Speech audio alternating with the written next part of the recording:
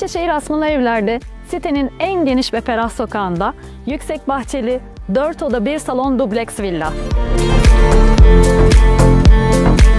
Şömineli, çok bakımlı ve fırsat fiyatlı. Yeni sahibi olmak için beni arayın.